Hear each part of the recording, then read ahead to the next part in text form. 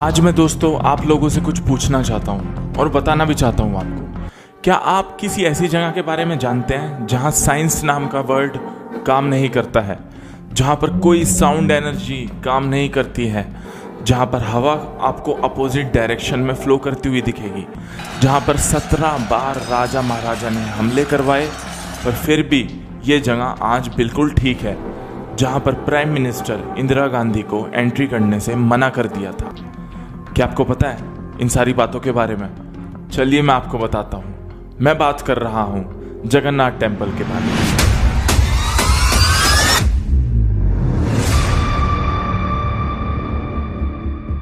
ये मंदिर हमारे हिंदू धर्म के 4 पवित्र धामों में से एक है।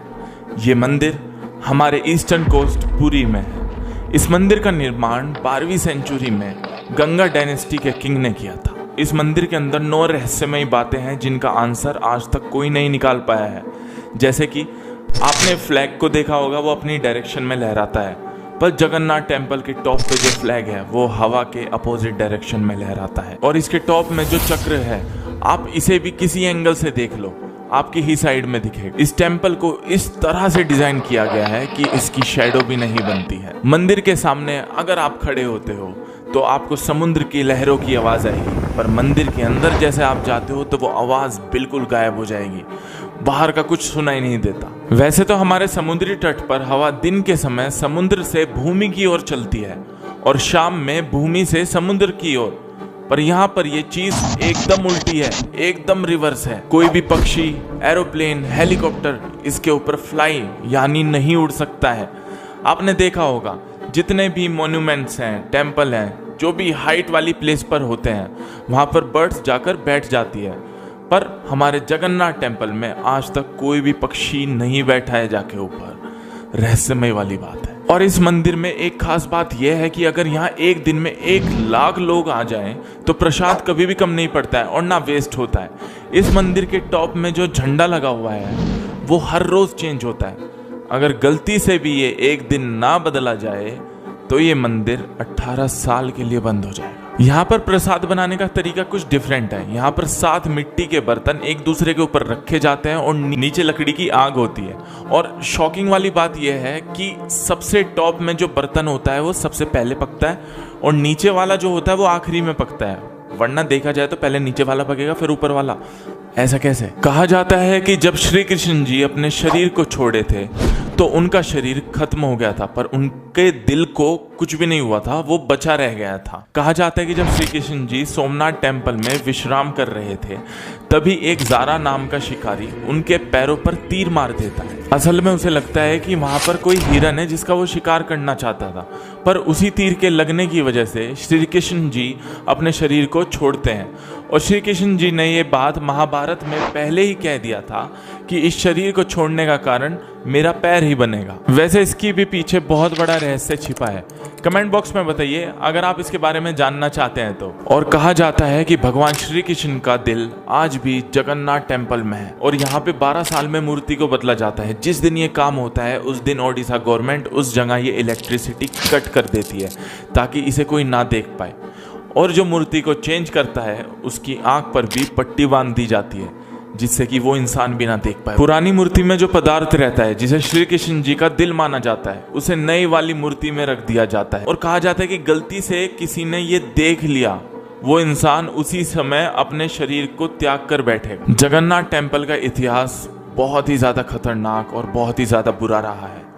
विदेश के टेररिस्ट, मुगल के राजा और महाराजाओं ने 17 बारी हमला करवाए हैं जगन्नाथ टेम्पल को बर्बाद करने के। पहला हमला 1340 में हुआ, सुल्तान लियास शाह ने करवाया। दूसरा हमला 1360 में हुआ, दिल्ली के सुल्तान फिरोज शाह तुगलक ने करवाया। तीसरा हमला 1509 में हुआ, बंगाल के सुल्तान अलाउद्दीन हुसैन शाह के कमांडर इस्माइल गाजी ने किया, पर प्रताप रुद्र देव ने इसे हरा दिया। चौथा हमला 1568 में हुआ, काला पहाड़ा नाम के एक अफगान हमलावर ने किया। पांचवा हमला 1592 में हुआ, ये ओडिशा के सुल्तान ईशा के बेटे उस्मान और कुट्टू खान के बेटे सुलेमान ने किया। छठा हमला 1601 में हुआ, बंगाल के नवाब इस्लाम खान के कमांडर मिर्जा खुराम ने किया। सातवां हमला ओडिशा के सूबेदार हाशिम खान ने किया। फिर 1608 में जगन्नाथ मंदिर के मूर्तियों को दोबारा से लाया गया। आठवां हमला हाशिम खान के सेना में जो काम करने वाले थे एक हिंदू जागीरदार ने किया।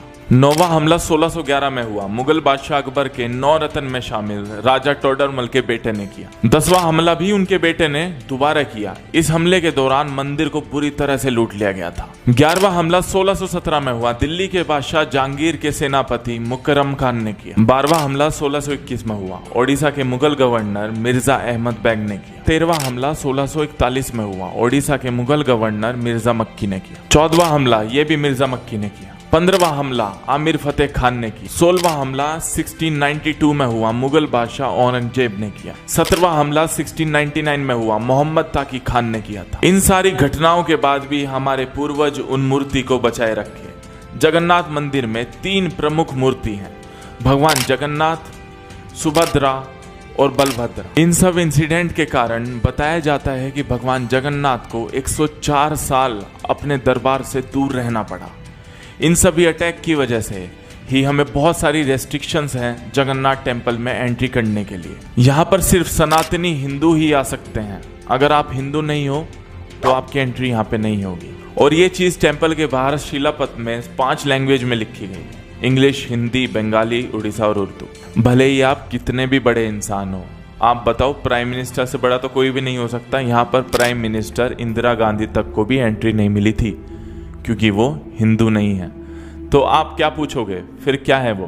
पुजारियों के मुताबिक इंदिरा गांधी हिंदू नहीं पारसी हैं। और आपको बता दें कि इंदिरा गांधी, राजीव गांधी, प्रियंका गांधी को सरनेम जवाहरलाल नेहरू जी ने नहीं, फिरोज गांधी से मिला था। क्योंकि इंदिरा गांधी हिंदू परिवार के है, नेहरू की लड़की है, परंतु वो दूसरी धर्म को पति को शादी किया है, तो उसी परंपरा को चले गए, इसी धर्म को चले गए। वो हमारा सनातन धर्म की मनु संहिता आदि सब शास्त्र की विचारधारा है। एक लड़की अपने लड़के के घर को जब चले जाते हैं तो लड़के के घर की इनका परंपरा कुल गोत्र को परिवर्तित हो जाता है। तो इसी परंपरा के विधान के अनुसार इंदिरा गांधी जब फारसी को घर में शादी किए है, फिरोज गांधी इनका स्वामी है, तो जब इनको शादी के तो बेधर्मी हो। 2005 में थाईलैंड की रानी को भी एंट्री देने से मना कर दिया था यहाँ पर। 2006 में स्विट्जरलैंड की एक नागरिक ने डोनेशन के रूप में 1,78,00,000 डोनेट किए, पर फिर भी उन्हें एंट्री नहीं मिली। मतलब आप कितने बड़े हो, कितना भी पैसा हो, ये चीज़ मैटर नहीं करती है। उन्हें भी बाहर से ही दर्शन कराए और कहा कि चलिए। इस मंदिर के साथ जो भी घटनाएं हुई हैं उससे हमें सीख भी मिलती है कि अगर कोई चीज़ है हमारी और दूसरा उसे लेना चाहता है, उसे बर्बाद करना चाहता है, तो आपको हर कीमत में उसे बचाना है, आपकी जिम्मेदारी है। दोस्तों वीडियो कैसी लगी ज़रूर बताइएगा और अगला टॉपिक कमेंट बॉक्स में लिखिएगा, जिससे मुझे मदद मिले कि मैं आपके लिए क्या वीडियोज़ ला सकूँ।